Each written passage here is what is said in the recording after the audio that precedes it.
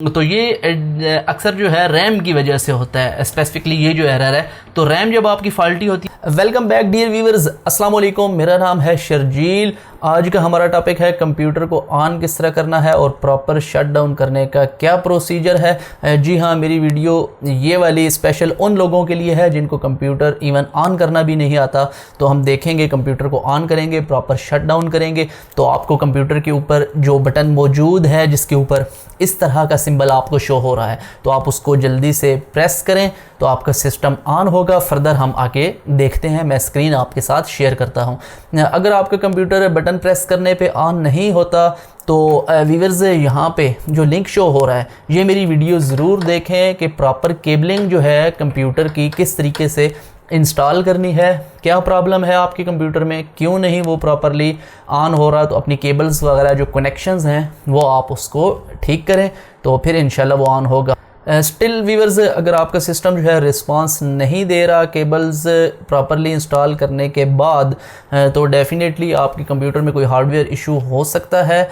एक तो आपने रैम को निकालना है, उसको साफ़ करके वापस इंसर्ट करना है। उसके बाद पावर सप्लाई के और मदरबोर्ड के जो कनेक्शंस हैं और जो हार्ड डिस्क के कनेक्शन है उसको आपने प्रॉपरली देखना है क्या वो प्रॉपर तरीके से कनेक्ट हैं या नहीं। अगर उनका आइडिया नहीं है तो ये वाली वीडियो जो पहली मैंने हार्डवेयर की वीडियो आपको समझाई थी, इसको आप ज़रूर देखें तो इंशाल्लाह इससे कुछ ना कुछ आपको हेल्प होगी। तो चलते हैं अपनी स्क्रीन की जानिब। चलें जी, स्टार्ट करते हैं कंप्यूटर को। इससे पहले कि मैं स्टार्ट करूं मैं बताता जाऊं, ये एलसीडी को मैंने कनेक्ट किया हुआ है लैपटॉप के साथ। इसको कनेक्ट कैसे करना है ये ऊपर लिंक आपको शो हो रहा है, आप इसको देख सकते हैं। सेकेंडली जो है मेरे सिस्टम के अंदर एसएसडी इंस्टॉल है, तो वो भी आप नोट कीजिएगा कि मैं इसको पावर ऑन करने लगा हूँ तो कितनी देर में जो है ये बूट करता है और कितनी देर में जो है विंडोज़ ऑन होती है। तो चलिए ऑन करते हैं, गो।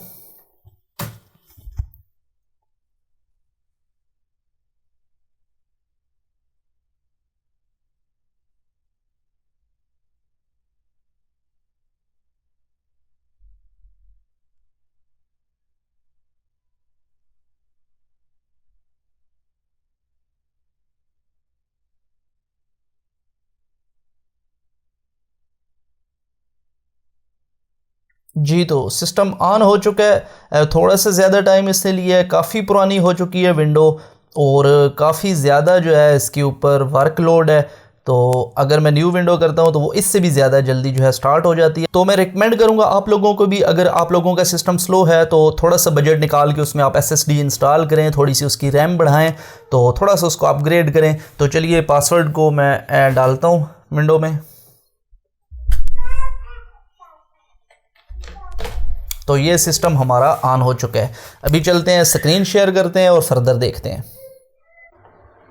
जी, तो व्यूअर्स, कंप्यूटर जो है वो हमारा स्टार्ट हो चुका है और ये जो सामने आपको स्क्रीन नज़र आ रही है इसको डेस्कटॉप स्क्रीन बोलते हैं। इससे पहले कि हम कंप्यूटर को शट डाउन करना सीखें, मैं आपको बताता जाऊँ कि कंप्यूटर को स्टार्ट करने के दौरान कुछ कॉमन प्रॉब्लम्स हैं जो आपको फेस हो सकते हैं, उनको डिस्कस करते हैं। नंबर 1 जो आपको प्रॉब्लम फेस हो सकता है जब आप कंप्यूटर को स्टार्ट करते हैं तो बिल्कुल आपको ब्लैंक स्क्रीन नज़र आती है।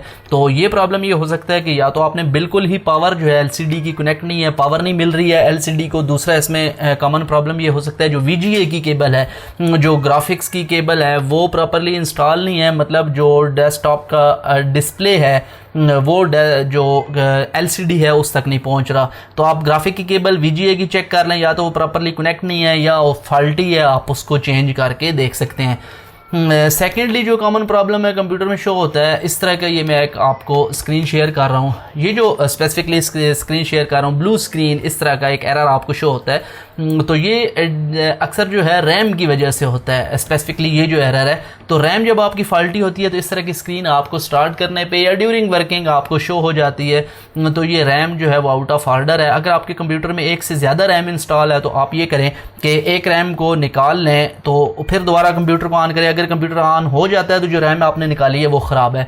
अगर नहीं होता तो ये प्रोसेस रिपीट करें, उसको इंसर्ट कर दें, दूसरी जो रैम थी उसको आप निकाल लें। तो जिसके निकालने पे कंप्यूटर स्टार्ट होगा वो रैम जो है आपकी आउट ऑफ ऑर्डर है। वो बिल्कुल वेस्ट नहीं है, वो अक्सर औकात जो है आप उसको दोबारा वर्किंग में ला सकते हैं। जो उसके कनेक्टिंग पॉइंट्स हैं आप उसको क्या करें, किसी भी कपड़े से या CFC लिक्विड जो होता है उससे आप साफ़ करके अच्छे तरीके से या किसी गीले कपड़े से साफ़ करके दोबारा आप इंस्टॉल करें सिस्टम में, तो होपफुली वो यूजली जो है वो दोबारा वर्किंग में आ जाएगी। तो ये जो प्रॉब्लम है ये रैम के साथ जो है मुंसलिक है। इसके अलावा जो कॉमन प्रॉब्लम आता है F1 की का आता है। फॉर एग्जांपल कंप्यूटर में एरर वो आपको शो करता है स्ट्राइक द F1 की टू कंटिन्यू। जब आप ऑन करते हैं तो F1 के की प्रेस किए बगैर जो है कंप्यूटर स्टार्ट नहीं होता। तो इसका मतलब ये है कि कुछ डिवाइसेस ऐसी हैं जो कंप्यूटर में कन्फिगर तो थी पर कुछ उसमें मिसिंग है। फॉर एग्जाम्पल कीबोर्ड जो है वो आपने कंप्यूटर के साथ कनेक्ट नहीं किया, कोई नेटवर्क कार्ड पहले कंप्यूटर में इंस्टॉल था जो कन्फिगर था, आपने उसको निकाल दिया कंप्यूटर में से, कोई फ्लॉपी निकाल दी है, कोई कंप्यूटर में से आपने CD-ROM DVD-ROM जो पहले कॉन्फ़िगर हुआ था उसको आपने डिस्कनेक्ट कर दिया कंप्यूटर के साथ। तो इस केस में आपको प्रॉब्लम शो होता है। आप F1 की प्रेस करें और कंटिन्यू करें या प्रॉपरली अपने जो पेरिफेरल डिवाइसेस हैं उनको चेक कर लें कौन सी मिसिंग है या उसकी कॉन्फ़िगरेशन दोबारा कर लें। वो बायोस का मैं अलग से जो है लेक्चर आपको एक बताऊँगा।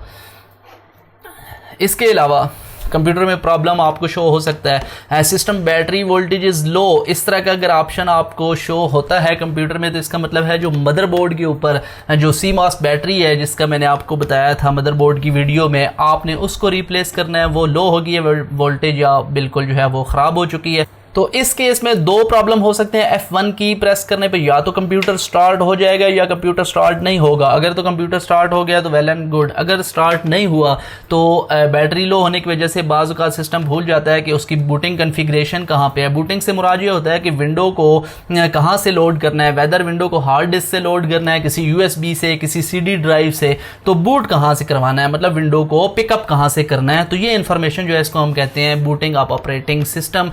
तो ये इन्फॉर्मेशन जो है सिस्टम लॉस कर देता है जिस वजह से जो है वो प्रॉपरली विंडो स्टार्ट नहीं होती।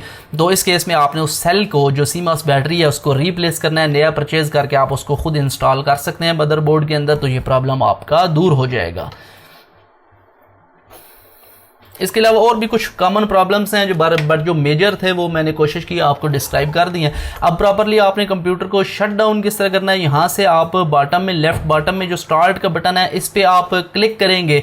यहाँ पे अब जिस तरह ये फर्स्ट नंबर पे मेरे पास विंडो 10 में शो हो रहा है, इसके ऊपर अगर मैं माउस करूँ तो ये पावर का ऑप्शन भी आ रहा है, पावर लिखा हुआ आ रहा है। इस पर जैसे ही क्लिक करेंगे तो ये तीन ऑप्शन आ गए हैं। सेकेंड नंबर पर आ रहा है शट डाउन, जैसे ही आप इसको क्लिक करेंगे तो कंप्यूटर आपका शट डाउन हो जाएगा। तो एक तो तरीका ये कि यहाँ से पावर बटन से आप स्टार्ट में जाके कंप्यूटर को शट डाउन कर सकते हैं। सेकंड इसका प्रोसीजर या आपने कीबोर्ड से तीन बटन जो हैं सडनली सिमल्टेनियसली आपने क्लिक प्रेस करने हैं, कंट्रोल ऑल्ट और डिलीट।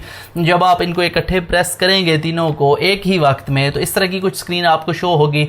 यहाँ पे आपको कुछ डिफरेंट ऑप्शन शो हो रहे हैं, lock switch user, sign out, task manager और इसके साथ साथ ये पावर का बटन शो हो रहा है। तो इसके ऊपर आपने क्लिक करना है तो ये आपका कंप्यूटर यहाँ से आप इसको शट डाउन कर सकते हैं। तो मैं अभी नहीं कर रहा क्योंकि स्क्रीन रिकॉर्डिंग ऐप्स चल रही हैं और कुछ और जो है टास्क जो है वो मैं परफॉर्म कर रहा हूँ, तो कंप्यूटर शट डाउन हो जाएगा। तो कैंसिल करते हैं। तीसरा जो ऑप्शन है जो सबसे बेस्ट कहा जा सकता है, जो इजी है, आपने कीबोर्ड से ऑल्ट और F4 की इकट्ठे सिमल्टेनियसली प्रेस करनी है। तो ऑल्ट और F4 की जैसे ही आप प्रेस करेंगे तो इस तरह की पॉपअप विंडो आ जाएगी जिसमें ये पहले नंबर पे ये आपको शो हो रहा है शट डाउन। यहाँ से आप कंप्यूटर को शट डाउन कर सकते हैं। अगर मैं ओके करूँगा तो कंप्यूटर शट डाउन हो जाएगा। तो जब कंप्यूटर शट डाउन करते हैं, जब तक आपके लैपटॉप या PC की लाइट्स शट डाउन करने के बाद प्रॉपरली बंद नहीं हो जाती, तब तक आपने कंप्यूटर की जो पावर है उसको आपने आउट नहीं करना, मतलब पावर जो है डिस्कनेक्ट नहीं करनी। पावर तब तक आपने प्रोवाइड करनी है PC को जब तक वो प्रॉपर शट डाउन नहीं हो जाता। शट डाउन को ओके करने के बाद भी कुछ सेकंड्स तक कंप्यूटर की वो लाइट्स ऑन रहती हैं, तो उसको पावर आप प्रोवाइड किए रखें। जब कंप्यूटर की लाइट्स ऑफ हो जाएं तो उस केस में आप पावर जो है वो डिस्कनेक्ट कर सकते हैं। कुछ यूज़र्स इस तरह करते हैं जो कंप्यूटर का पावर बटन है उसको 4-5 सेकंड के लिए प्रेस किए रखते हैं तो कंप्यूटर सडन जो है वो आपका ऑफ हो जाता है। ये बहुत ज़्यादा हार्मफुल है। ये वाला ऑप्शन आपने बिल्कुल भी यूज़ नहीं करना। यूँ सडन से कंप्यूटर को ऑफ़ करने से बहुत से प्रॉब्लम्स PC में क्रिएट हो सकते हैं, हार्ड डिस्क ख़राब हो सकती है। इसके अलावा जो यूजली आपका ऑपरेटिंग सिस्टम है वो करप्ट हो सकता है और कोई भी हार्डवेयर फेलियर जो है कंप्यूटर में आ सकता है, तो ये आपने डायरेक्टली शट डाउन नहीं करना। ये उस केस में होता है अगर आपका कंप्यूटर स्टक हो गया है, फॉर एग्जांपल स्क्रीन जो है वो स्टक होगी, आप प्रेस कर रहे हैं कीज़ वगैरह लेकिन कोई भी फंक्शन नहीं परफॉर्म हो रहा, कोई वायरस की वजह से, किसी भी वजह से, तो उस केस में आप कंप्यूटर की या तो डायरेक्ट पावर निकाल दें या बटन को प्रेस करके आप कंप्यूटर को शट डाउन कर दें और रीस्टार्ट कर दें। तो इन केस इमरजेंसी ये ऑप्शन जो है आप यूज़ कर सकते हैं। तो अभी हमने देखा है कि कंप्यूटर को प्रॉपर शट डाउन किस तरह करना है, साथ ही कुछ जो शट डाउन के साथ ऑप्शंस हैं वो भी मैं थोड़ा सा डिस्क्राइब करता जाऊँ। शट डाउन तो मैंने बता दिया, कंप्यूटर प्रॉपर शट डाउन हो गया है। इसके बाद रीस्टार्ट, अगर आपने कंप्यूटर को शट डाउन करना है और दोबारा रीस्टार्ट करना है, इसका पर्पज़ ये होता है कि कंप्यूटर की तमाम जितनी भी फाइल्स हैं वो रीफ्रेश हो जाएँ। कुछ ऐसे एरर्स थे जो ड्यूरिंग वर्किंग आपको आ रहे थे लोड ज़्यादा होने की वजह से, तो कंप्यूटर को प्रॉपर रिफ्रेश करने के लिए रीस्टार्ट किया जाता है। आप रीस्टार्ट कर दें। कुछ ऐप्स वगैरह, कुछ सॉफ्टवेयर आप री इंस्टॉल करते हैं तो उस वजह से भी कंप्यूटर को रीस्टार्ट करना ज़रूरी हो जाता है, रिफ्रेश करना, तो उसके लिए ये रीस्टार्ट का ऑप्शन यूज़ होता है। इसको आप क्लिक करेंगे तो कंप्यूटर पहले शट डाउन होगा और फिर खुद से ही रीस्टार्ट हो जाएगा, ना कि आप उसको दोबारा स्टार्ट करेंगे तो कंप्यूटर दोबारा लॉगिन हो जाएगा पासवर्ड देने के बाद। उसके अलावा साइन आउट, स्विच यूज़र से मुराद ये है कि कंप्यूटर के एक से दो यूज़र, एक से ज़्यादा यूज़र्स मौजूद हैं, तो हर यूज़र का अपना डेस्कटॉप है, हर यूज़र की अपनी यूज़र्स फाइल्स हैं, तो स्विच करने के लिए यूज़र्स को ये ऑप्शन यूज़ होता है। जैसे ही इसको क्लिक करेंगे जो आपका काम है वो यहीं पे सेव रहेगा, लॉग आउट नहीं होगा, लेकिन आपको दोबारा लॉग इन होने के लिए पासवर्ड देना पड़ेगा। तो अगर कोई और यूज़र जो है वर्क करना चाहता है कुछ देर के लिए तो आप उसको कंप्यूटर दे देते हैं अपना, जो है आप स्विच यूज़र पे क्लिक करेंगे तो वो दूसरे यूज़र का पासवर्ड मांगेगा जिसने भी वर्क करना है और वो अपना काम करेगा। दोबारा इस यूज़र पे भी स्विच किया जा सकता है।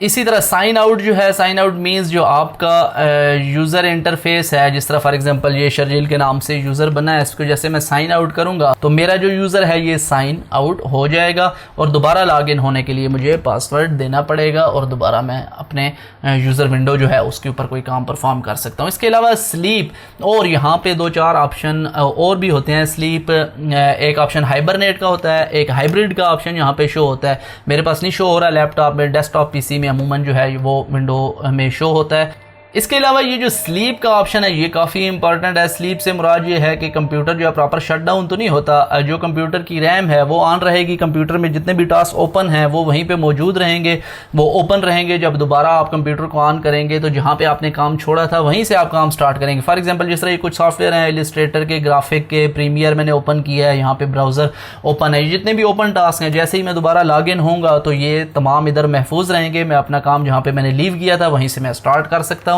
तो इस केस में क्या होता है, स्लीप में पावर जो है कम सिस्टम यूज़ करता है, सिर्फ रैम को पावर मिलती है कि ओपन टास्क जो है वो अपनी जगह पे पड़े रहें, बाकी जो हार्ड डिस्क वगैरह है वो शट डाउन हो जाती है, वो कोई पावर वगैरह नहीं लेती।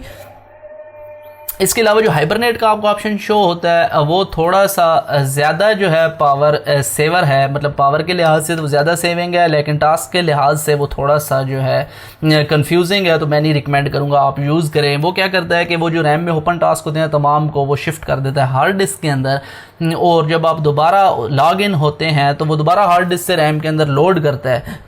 तो मतलब वो रैम भी उस केस में शट डाउन होगी, हार्ड डिस्क भी शट डाउन होगी, कंप्यूटर जो है बहुत कम पावर यूज़ कर रहा है। लेकिन जब दोबारा वो रीलोडिंग जो है सॉफ्टवेयर जो ओपन ऐप्स थी उनकी रीलोडिंग के दौरान क्या होता है, कुछ डाटा आपका लॉस हो सकता है, तो वो मैं नहीं रिकमेंड करूँगा। अगर आप कोई काम कर रहे हैं तो आप स्लीप करके जाएं कंप्यूटर को। इसी तरह हाइब्रिड जो है वो भी इन दोनों का कम्बिनेशन है मिला के, ताकि फ़ौरन से स्लीप भी हो जाए और लेस पावर यूज़ करे। तो ये इस तरह के कुछ ऑप्शन है। तो आपने क्या करना है, शट डाउन करना है जो हमारा टॉपिक था। तो कंप्यूटर को प्रॉपरली इसको प्रेस करके आप शट डाउन कर सकते हैं। तो मैंने आपको कंप्यूटर को शट डाउन करने के 3 तरीके जो है वो बताए हैं।